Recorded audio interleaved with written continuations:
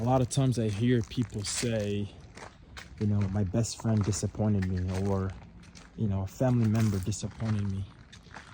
But here's my thing. A lot of the times that disappointment, it's because we've created a false storyline mentally, and we expect people to live by that storyline. Once they deviate, that's what disappoints us. In other words, you form a construct mentally that makes you believe that that person will be like that, or they act a certain way. They have to do this for that to fit the construct that you've created that identifies them as being your best friend or family. And you got to remember, this is life. Things happen. We go through cycles where, we go through ups and downs.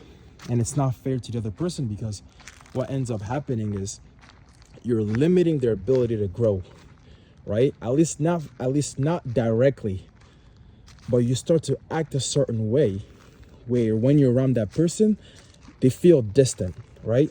And, it's just, as people, we get that intuition. When you feel like somebody is distancing you, or you have to act a certain way to please them, right? In a way, you start to you're pushing that person into becoming a people's pleaser, because that's what they feel like.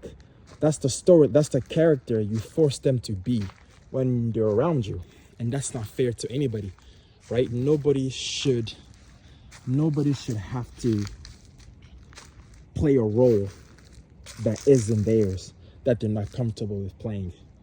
So really, a lot of times what disappoints us is the fact that, somebody's going outside of the constructs we've labeled them to be, right? Somebody's behaving outside the construct that we've given them. So it's very important to be mindful of that, right? For example, check this out. When you go to nature, let's say you see a snake in nature, you don't say, wait, why is this snake here, right? Or you don't have an expectations of what you're gonna encounter with when you go in nature. If you see a snake in nature, you accept it because it's part of life. That's what you encountered. It is what it is. And it's the same thing. Take the same concept, bring it back to life, right? Stop. When you go to nature, you never place any expectations on what's going to happen when you go on a hike in nature. You just let things happen. And it's the same thing in life. Allow the people that you allow around you to blossom the way they're going to need to blossom, right? Don't place expectations on themselves that you wouldn't want somebody else to place on you. All right. Cheers, guys. Take care. I hope this helps some of you guys out there.